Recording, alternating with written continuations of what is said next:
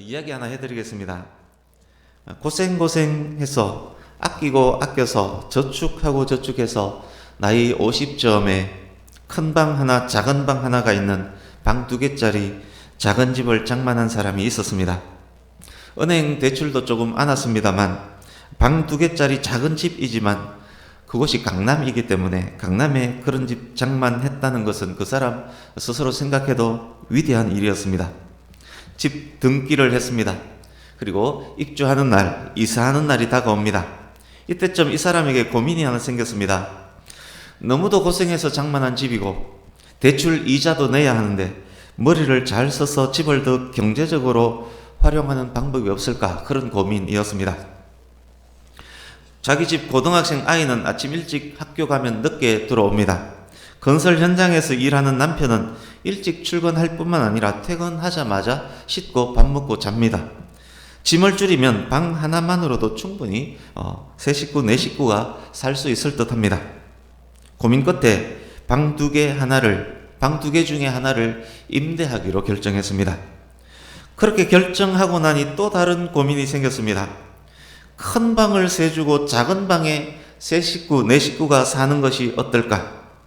그렇게 하면 대출 이자 감당하고도 남을 것 같은데, 그래서 세 가족이 세 문제로 토의를 했습니다. 그토록 살고 싶었던 내 집에 안방을 내주고 작은 방에 주인 가족 3명이 살기로 최종 결정을 했습니다. 방 보러 몇 사람이 다녀갔지만 인상이 안 좋았기 때문에, 그리고 나이가 안 맞았기 때문에 식구가 많아서 다 거절했습니다. 그러던 어느 날 잘생기고 인상 좋고 키도 크고 풍채도 좋은 청년이 방을 보러 왔습니다. 혼자 살 집을 찾는다라고 합니다. 부르는 값 그대로 깎지 않고 지불하겠다라고 합니다. 내일 바로 입주할 것이고 월세도 선불로 주겠다 합니다. 최상의 조건입니다. 그래서 그 청년과 계약을 했습니다. 다음 날 월세는 바로 선불 입금되었고, 그리고 바로 이사 들어왔습니다. 정말 혼자이고 짐도 거의 없습니다. 난생 처음 세를 받는 집주인이 된 이 사람, 그날에는 설레어서 잠이 안 옵니다. 내 집, 첫 임대, 거기에다가 안방까지 내주었기 때문에 세입자에 대한 관심도 남달랐습니다. 여러분이 이 집의 주인이라고 생각해 보십시오. 세입자가 뭐 하는지 이렇게 살피고 소리에도 귀 기울이고 하지 않았겠습니까? 뭐 하는 청년인지, 여자친구는 있는지 관심도 많습니다. 며칠이 흘렀습니다. 그런데 그 청년의 삶이 조금 이상합니다. 밤에 나갔다가 새벽에 들어온 경우가 많습니다. 낮에는 하루 종일 잠만 자는 듯 합니다. 어느 날 새벽에는 장정 2명이 함께 들어와서 하루 종일 잠만 잡니다. 시간이 더 흘러서 한 달이 지났습니다. 이틀이 더 지났습니다. 그런데 월세를 내지 않습니다. 사정이 있으려니 조금 더 기다렸습니다. 일주일이 더 지나도 월세를 주지 않습니다. 어느 오후 마침 방에 인기척이 있어서 나름 집주인의 위엄을 갖추고 헛기침 크게 한번 하고 점잖하게 총각 방에 있지요, 그렇게 말한 후 방문을 살짝 열었습니다. 집주인 아주머니 기절할 뻔했습니다. 그 안에는 세입자 총각과 덩치가 산만한 또 다른 청년 한 명이 있었습니다. 윗도리를 뻗고 있었는데 몸이 도화지도 아닌데 온몸에 용과 호랑이, 착하게 살자, 그런 문신이 막 새겨져 있었습니다. 그것뿐만이 아닙니다. 두 청년이 각각 입에 담배를 물고 이따만한 일본도를 이렇게 쫙 닦고 있었습니다. 칼을 닦고 있었습니다. 실제 10수년 전 강남구 청담동 어떤 집주인이 경험했던 이야기를 제가 각색해서 말씀드리고 있습니다. 이런 경우 집주인 입장에서 최고의 난 코스에 봉착한 것입니다. 제대로 월세 받기 어렵습니다. 내보내기는 더 어렵습니다. 후환이 두려워서 신고하기도 어렵습니다. 내 집 안방을 내주었는데 문신 가득한 불량배들이 누구와 무슨 일을 벌이려고 하는지 그 안에서 일본도 큰 칼을 닦고 있습니다.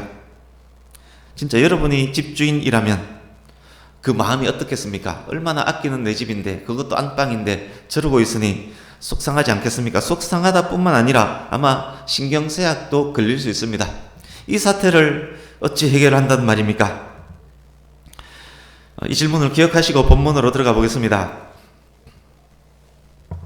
먼저 본문의 앞부분 내용을 살펴보겠습니다. 앞부분의 내용은 마태복음 강의 때 자세히 한 내용이기 때문에 그냥 줄거리 위주로 설명을 드리겠습니다. 14절에서 16절을 보십시오. 누가복음 11장 14절에서 16절.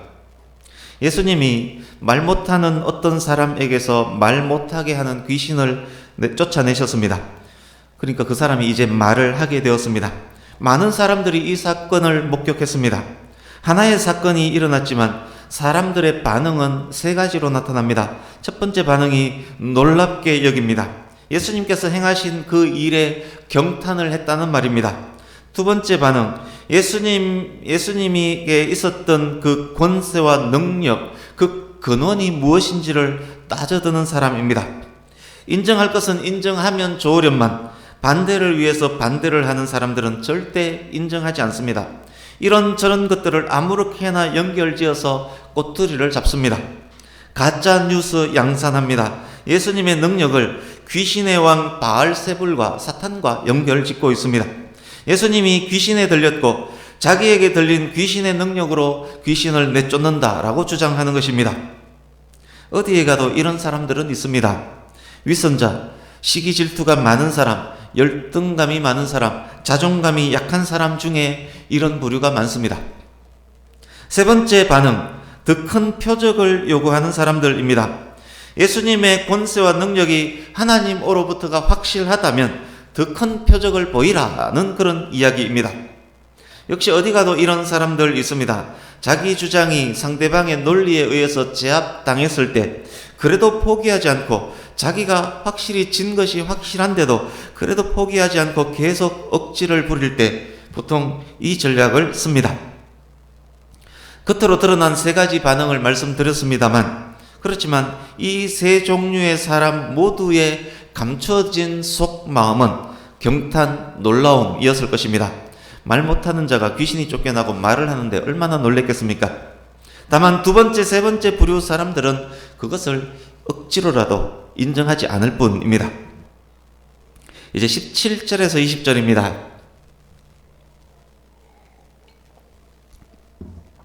능력의 근원을 사탄과 연결하는 그들의 비난에 예수께서 세 가지 방법으로 답변을 하는 내용입니다. 첫 번째, 논리적으로 답하십니다. 이런 논리입니다. 귀신의 왕의 힘을 빌어 귀신을 쫓아낸다고? 귀신의 왕이 자기가 명령하는 일을 수행할 귀신을 쫓아낸단 말이냐? 말 좀 되는 소리 해라. 사탄이 바보 멍청이냐? 만약 그렇다면 그 사탄의 나라가 온전할 수 있겠느냐? 내분을 일으키면 그 사탄의 나라가 설 수 있겠느냐? 그렇게 논리적으로 반박하십니다. 두 번째, 그들이 던진 무기가 부메랑이 되어서 그들을 때리게 하십니다. 이렇게 말씀합니다. 너희 유대인들 중에도 귀신 쫓아내는 사람들 있지 않느냐? 그렇다면 그들도 귀신의 왕의 힘을 입어 귀신을 쫓아낸다는 말 아니냐? 이렇게 말씀하십니다. 세 번째는 실제로 그곳에 무슨 일이 일어났었는지에 대해서 팩트를 알려주십니다. 이렇게 말씀합니다. 내가 귀신을 쫓아냈다는 것은 귀신의 왕보다 더 강한 힘이 그곳에 임했다는 의미이다. 집에 있는 강한 자를 내쫓기 위해서는 그보다 더 강한 자가 와야 하는 것 당연하지 않겠느냐? 내가 귀신을 쫓아냈다는 것은 하나님의 나라가 그곳에 임했다는 말이다. 그렇게 말씀을 하십니다. 23절 보십시오. 그렇게 답변하신 후 한마디 더 하십니다. 양다리는 있을 수 없다. 중립도 있을 수 없다. 나를 지원하지 않는 자는 나를 반대하는 것이다. 중립은 중립이 아니라 나를 반대하는 것이다. 이제 너희들은 택해야 한다. 선택해야만 한다. 그렇게 말씀하십니다. 귀신이 쫓겨나가는 현장을 목격하는 그들에게 그 상황이 하나님 나라가 임한 것임을 예수님께서 설명하셨습니다. 그것을 그들이 알았다면 그들은 선택해야만 할 것입니다. 그렇지만 그것보다 더 중요한 것이 있습니다. 귀신이 쫓겨나가는 것보다 더 중요한 것이 무엇인지 그것에 대한 말씀이 24절에서 26절입니다. 시작할 때 말씀드렸던 청담동 집주인 이야기 계속하겠습니다. 지금부터는 만든 이야기입니다. 앞에 거는 실제로 있었던 이야기고 지금부터는 만들어낸 이야기입니다. 내 소중한 집의 안방을 그 깡패에게 내줄 수 없습니다. 어떤 방법을 쓰든 그 깡패를 내보내야 합니다. 소개한 부동산에 가서 따지고 따졌습니다. 부동산 사장님과 힘을 합쳐서 그 세입자에게 가서 그만 나가달라고 설득했지만 소용이 없습니다. 첫 월세 이후 6개월이 지났지만 한 번도 월세는 들어오지 않았습니다. 후환이 두렵기도 했지만 명도 소송을 했고 집달리 그 집행관까지 동원해서 결국 내보냈습니다. 드디어 그 청년들이 방을 뺐습니다. 너무도 몸과 마음이 힘들었던 그런 시간입니다. 방을 깨끗이 청소하고 도배장판 새로 했습니다. 더욱 심사숙고해서 세입자를 받으리라 생각했습니다. 다시는 내 안방을 그런 인간들에게 내주지 않으리라. 이번에는 정말 내 마음에 딱 맞는 세입자를 찾으리라. 그러나 그것이 쉽지 않았습니다. 마음에 맞는 세입자를 구하느라 한 달 이상 빈 방으로 남겨두었습니다. 어느 날 드디어 생각했던 사람들을 만났습니다. 인상 좋고 착해 보이는 아가씨와 계약했습니다. 이젠 안심하고 집주인 노릇 할 수 있을 듯 합니다. 다음날 아침 시끄러운 소리에 나가봤습니다. 그런데 이게 어찌된 일입니까?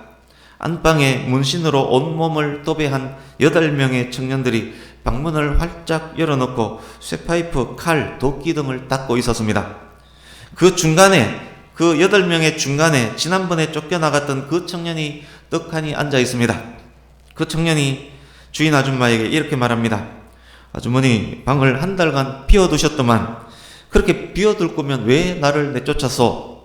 쫓겨나간 후 아무리 찾아봐도 이만큼 넓은 좋은 방 없던데 옛날 방이 생각나서 여동생에게 이 방이 비어있는지 확인해 보랬더만 이 방이 비어있었네요. 도배장판에 청소까지 싹 해놓으셨네요. 그래서 계약했어. 친구 7을 더 데리고 왔어. 오늘부터 이 방에 8명이 살 것이요. 지난번엔 어쩔 수 없이 방 뺐지만 이젠 안 통합니다. 또 소송하려면 해보시오. 내가 가만히 있지 않을 거요. 집주인은 아마 기절하고 말았을 것입니다. 깨어났어도 시름시름 알았을 것입니다. 어쩌면 암에 걸려 죽었을지도 모릅니다. 24절에서 26절 보십시오. 비슷한 이야기입니다. 그만큼 안방처럼 그만큼 중요한 내 마음의 방에, 내 마음의 안방에 처음에 귀신을 두었던 어떤 사람이 있었습니다. 더 큰 힘에 의해서 귀신이 쫓겨나갔습니다. 그 방이 청소되었지만 빈 상태로 오래 있었습니다. 쫓겨난 그 귀신 그할 곳을 못 찾았습니다. 옛날 집으로 다시 와봤습니다. 자기를 쫓아내었던 강력한 힘은 이제 보이지 않습니다. 깨끗이 청소까지 되어 있습니다. 이젠 쫓겨나지 않으리라. 동료 7을 더 데리고 와서 아예 눌러 앉았습니다. 마음 안방에 8 귀신을 가득 채운 이 사람의 상태는 처음의 상태와는 비교할 수 없을 정도로 악해졌습니다. 그러니까 24절, 26절 이야기의 핵심은 무엇이겠습니까? 어떤 사람이 하나님의 크신 역사를 경험했습니다. 그러나 하나님의 역사에 대한 적절한 믿음의 반응을 하지 않았습니다. 마음이 정도는 되었지만 비어있는 상태였습니다. 하나님을 주인으로 모시는 믿음에 실패했다는 이야기입니다. 강한 무엇을 하나님의 능력으로 내쫓았다면 하나님을 나의 주인으로 내 마음에 모셔야 한다는 말씀입니다. 그것이 마음에 하나님의 나라가 임한 사람입니다. 그에게는 이제 하나님의 통치, 하나님의 다스리심이 있습니다. 만약 그렇지 못하면 그는 결국 원래대로 돌아갈 수밖에 없습니다. 한 명의 깡패가 8명의 깡패로 채워지는 끔찍한 일이 일어날 수 있습니다. 이제 27절입니다.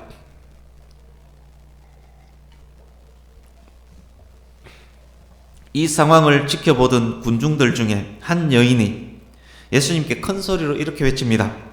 당신을 잉태했던 태와 당신을 먹인 젖이 복이 있습니다. 예수의 어머니 마리아가 복이 있는 여자라는 이야기입니다. 예수의 어머니 마리아를 축복하는 내용입니다. 어머니를 축복함으로 아이를 칭찬하는 당시 관례에 비춰 보았을 때 이렇게 함으로 예수님을 높이고 칭찬하고 있는 중입니다. 좀 감상적으로 이 말을 해석하면 이런 말이기도 합니다. 예수님 같은 아들을 둬서 예수님 어머니는 참 좋겠네요. 나도 예수님 같은 아들이 있었으면 정말 좋겠습니다. 그렇게 해석할 수도 있는 문구입니다. 이제 14절에서 26절 전체 분위기를 한 번 더 보십시오. 전체적으로 설명을 드렸습니다만 그 분위기를 한번 보십시오. 전반적인 분위기는 예수님을 시기하고 질투하며 꼬투리를 잡는 분위기입니다. 그런 분위기를 주도했던 사람은 나름 말빨새고 스스로 잘났다고 생각하는 중후한 모습에 겉모습 번지르르한 바리새인들이었습니다. 마태복음에 그들의 주도 세력이 바리새인이라고 기록이 되어 있습니다. 예수님의 사역에 놀라워하며 감탄하며 좋은 감정을 가졌던 사람들이 그 중에 대부분이었겠지만 분위기를 주도하던 바리새인들의 위험에 눌려서 마땅한 표현도 하지 못하고 있었습니다. 당시 여자들은 사람 수를 셀 때 숫자에 들어가지도 못했습니다. 그래서 오병이어가 5,000명, 남자 장정 5,000명이라고 이야기하지 않습니까? 여자는 포함되지 않습니다. 수를 셀 때. 그런데 인간 대접 받지 못하고 있었던 그 당시 한 여인이, 사람 대접 제대로 받지 못했던 여인이 현장 분위기, 바리새인들이 주도하는 그 분위기에 역행해서 큰 소리로 바른 말을 합니다. 예수님의 사역이 소외받고 버림받고 고난 중에 있는 사람들에게 더욱 영향을 미쳤던 이유 중 하나이기도 합니다. 이 여인이 축복을 했는데 이 여인의 축복은 그 옛날 야곱이 아들 요셉에게 빌어주었던 그 복입니다. 야곱이 요셉에게 젖 먹이는 복과 태의 복을 빌어주었습니다. 뿐만 아닙니다. 지금 여인이 축복하고 있는 이 축복은 마리아가 불렀던 찬양의 성취이기도 합니다. 오늘 본문은 표시해 두시고 누가복음 1장으로 가겠습니다. 어떻게 성취가 되었는지 누가복음 1장 46절에서 48절을 같이 읽습니다. 누가복음 1장 46절에서 48절 시작. 마리아가 이르되 내 영혼이 주를 찬양하며 내 마음이 하나님 내 주를 기뻐하였음은 그의 여종의 비천함을 돌보셨음이라. 보라 이제 후로는 만세의 나를 복이 있다 일컬으리로다. 아멘. 성경에 기록된 마리아 찬양의 첫 성취가 마리아가 복 있다 외치는 한 여인 이야기, 오늘 본문 속에 있습니다. 이후로 오늘날까지 마리아는 복 있는 여자로 칭송을 받고 있습니다. 이제 본문 다시 가서 28절 함께 읽습니다. 28절 시작. 예수께서 이르시되 오히려 하나님의 말씀을 듣고 지키는 자가 복이 있느니라 하시니라. 아멘. 오늘 말씀의 핵심 구절입니다. 28절을 14절에서 26절 전체 내용과 연결해서 이해하시면 더 좋겠습니다. 예수께서 지금 이렇게 말씀하신 것입니다. 내 어머니 마리아가 복이 있는 것 맞다. 그러나 그것보다 더 귀한 복이 있다. 하나님의 말씀을 듣고 지키는 자가 참으로 복이 있는 자다. 예수님을 만나서 내 마음이 깨끗해지는 것 귀하고 중요합니다. 그러나 더욱 중요한 것은 청소된 그 방에 진짜 주인인 예수님을 모시는 것입니다. 예수님을 주인으로 모시고 사는 그 삶이 또한 하나님의 말씀을 듣고 지키는 자의 삶일 것입니다. 이들이 참으로 복이 있는 자들인 것입니다. 관련해서 말씀 몇 곳을 확인하려고 합니다. 말씀을 읽고 그리고 제가 읽는 말씀을 들으실 때 그 말씀 속에 있는 어떤 단어, 그 주제를 등식, 등식으로 연결 지어 보시기 바랍니다. 말씀 두 곳은 제가 먼저 읽어 드리겠습니다. 야고보서 1장 25절 말씀, 자유롭게 하는 온전한 율법, 복음을 말합니다. 자유롭게 하는 온전한 율법을 들여다보고 있는 자는 듣고 잊어버리는 자가 아니요 실천하는 자니 이 사람은 그 행하는 일에 복을 받으리라. 요한계시록 1장 3절 읽어드립니다. 이 예언의 말씀을 읽는 자와 듣는 자와 그 가운데에 기록된 것을 지키는 자는 복이 있나니 때가 가까움이라. 본문 28절 말씀과 동일한 말씀입니다. 하나님의 말씀을 읽고 듣고 묵상하며 그 말씀을 잊어버리지 않고 말씀에 순종하며 지키는 자는 복을 받는다. 복이 있다. 마지막 때일수록 더욱 중요하다. 그렇게 말씀하고 계시는 것입니다. 이제 말씀 몇 곳을 찾아서 읽으려고 합니다. 누가복음은 책갈피 해두셔야 합니다. 마태복음 7장으로 갑니다. 말씀을 읽으시면서 전체 내용과 읽고 있는 말씀 전체를 연결을 잘 지어 보시기 바랍니다. 마태복음 7장 24절 같이 읽습니다. 마태복음 7장 24절 같이 읽습니다. 시작. 그러므로 누구든지 나의 이 말을 듣고 행하는 자는 그 집을 반석 위에 지은 지혜로운 사람 같으리니. 아멘. 나의 이 말을 듣고 행하는 자는 집을 반석 위에 세운 지혜로운 사람 같다. 이제 마가복음 3장으로 갑니다. 마가복음 3장 35절.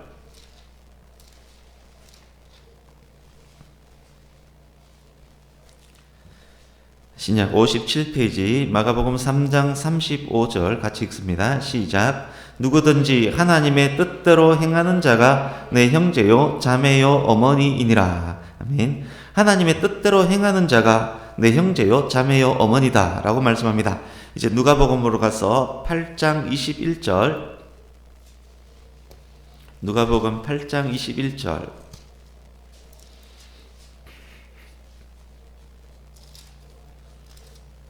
같이 읽습니다. 시작. 예수께서 대답하여 이르시되 내 어머니와 내 동생들은 곧 하나님의 말씀을 듣고 행하는 이 사람들이라 하시니라. 아멘. 내 어머니와 내 동생들은 조금 전에는 하나님의 뜻대로 행하는 자가 내 형제요 자매요 어머니라고 했는데 누가복음에는 내 어머니와 동생들은 하나님의 말씀을 듣고 행하는 이 사람들이라 라고 말씀합니다. 이제 하나 더 보겠습니다. 요한 1서 5장으로 갑니다. 신약성경 393페이지.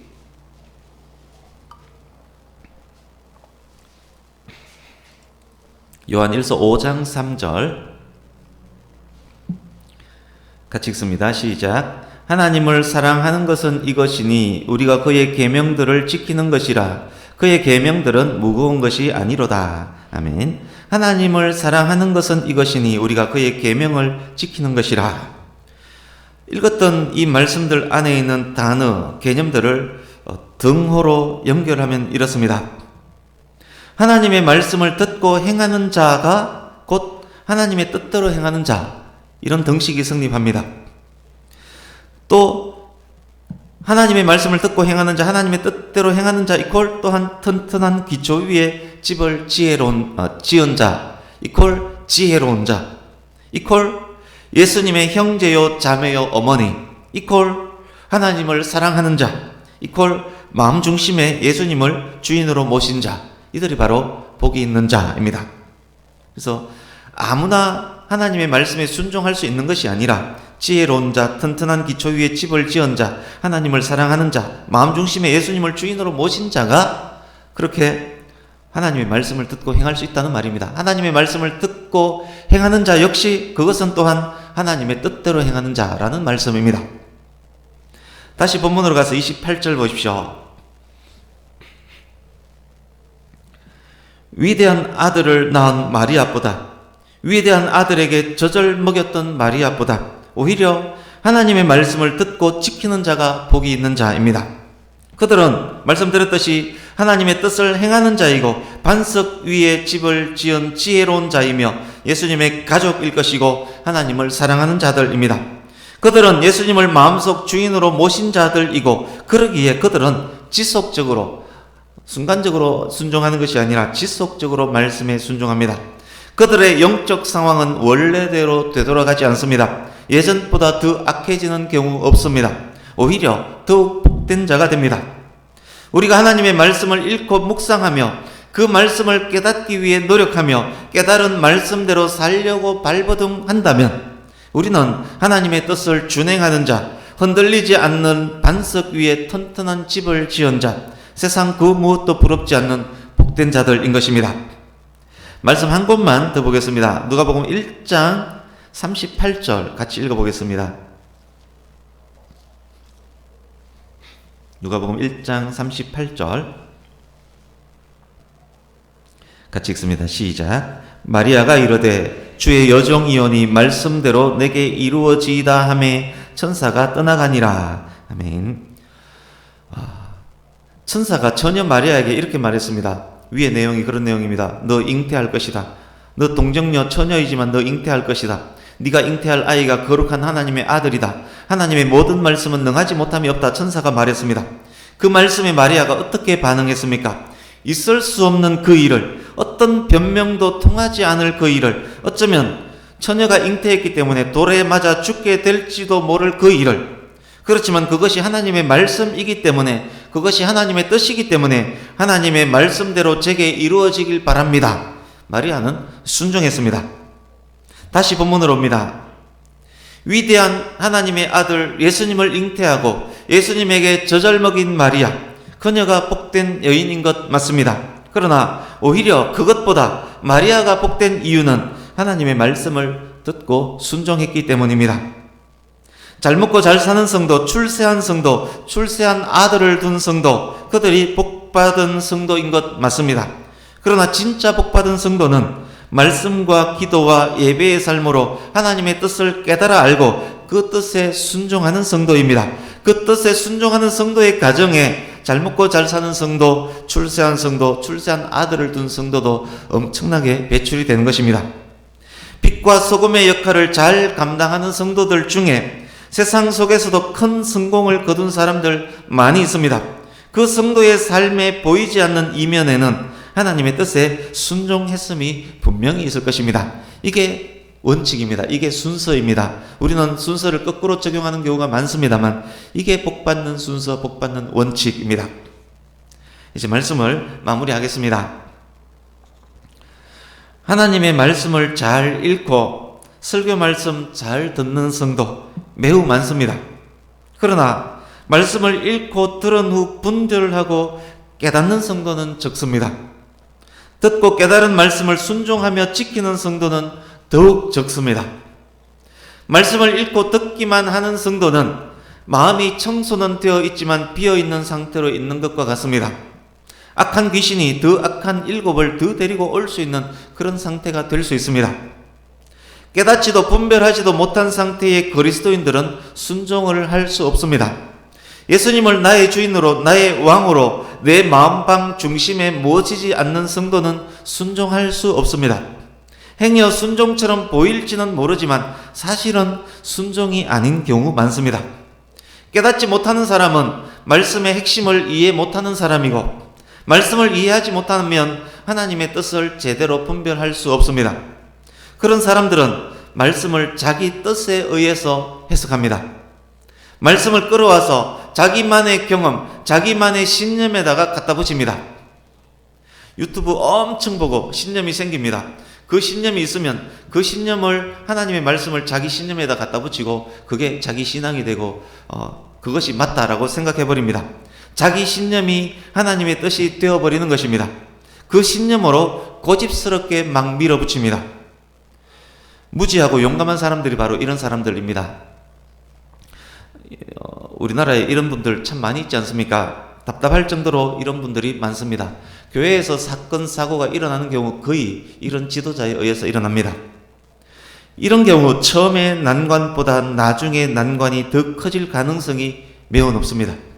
현재 예수님의 사역에 경탄을 하지만 나중에 십자가에 못 박아라 외치게 될 가능성, 그런 군중들처럼 그렇게 외치게 될 가능성도 꽤 많은 사람들입니다. 말씀드렸듯이 이런 목회자와 성도 얼마나 많은지 모릅니다. 세상 사람들에게 손가락질 당하는 목회자, 성도가 바로 이런 사람들입니다. 말씀에 의해서 분별해서 행하지 않고 자기 신념으로 말씀을 끌어다가 밀어붙이는 사람, 무식하고 용감한 사람들입니다. 그러기에 우리는 더욱 말씀과 기도로 더욱 신실한 예배자로 서야만 하는 것입니다. 더욱 말씀을 묵상하고 더욱 말씀 안에서 분별해야만 하는 이유입니다. 그렇기 때문에 우리는 말씀을 읽을 때도 통독을 반드시 해야 됩니다. 중간중간 확인하는 것 중요하지만 처음부터 창세기부터 요한계시록까지 통독하는 것 얼마나 중요한지 모릅니다. 한 말씀에 너무 집착해서 과잉 해석, 확대 해석하지 않고 말씀 전체 안에서 해석을 할 수 있기 때문에 통독은 반드시 필요한 것입니다. 그렇게 깨달아진 말씀이 나를 향한 하나님의 뜻이 됩니다. 그 뜻에 순종하는 사람, 지켜 행하는 사람, 그들이 바로 무식하고 용감한 사람이 아니라 지혜롭고 용감한 사람입니다. 그는 환경과 형편 때문에 하나님의 뜻 행하는 일을 포기하지 않습니다. 그가 하나님의 뜻 안에 있음을 스스로 알기 때문에, 하나님께서 도우실 것임을 알기 때문에 어떤 어려움도 이겨냅니다. 본문에서 말씀하는 오히려 복된 자가 바로 이런 성도들입니다. 코로나 사태로 인해서 많은 나라와 많은 백성들이 많이 힘들어하고 답답해하는 그런 시대입니다.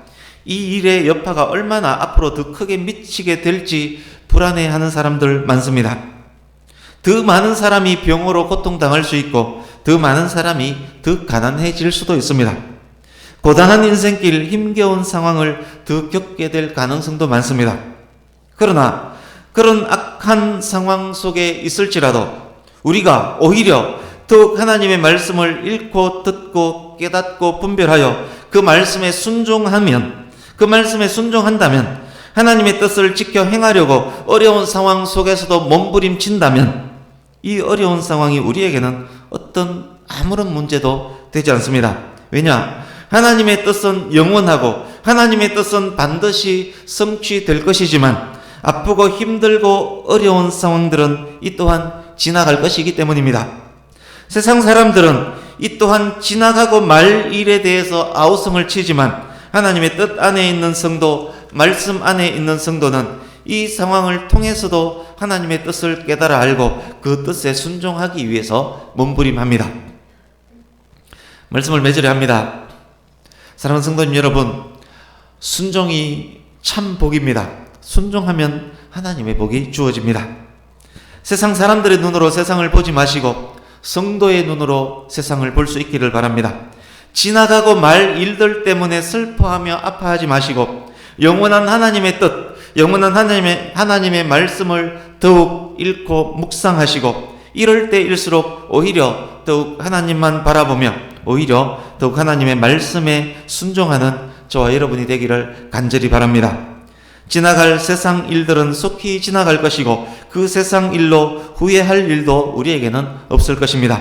함께 하시는 하나님으로 인해서 우리에게는 오히려 기쁨과 감사가 넘쳐나게 될 것입니다. 하나님의 뜻은 영원히 남아 저와 여러분이 참으로 복된 자임을 세상에 증거하게 될 것입니다. 우리 함께 오늘 본문 28절 한 번 더 읽고 마치겠습니다. 28절 같이 읽습니다. 시작. 예수께서 이르시되 오히려 하나님의 말씀을 듣고 지키는 자가 복이 있느니라 하시니라. 아멘. 오히려 하나님의 말씀을 듣고 지키는 자가 복이 있습니다. 오히려 복이 있는 저와 여러분 되시기를 예수님 이름으로 축복합니다. 아멘. 기도하겠습니다.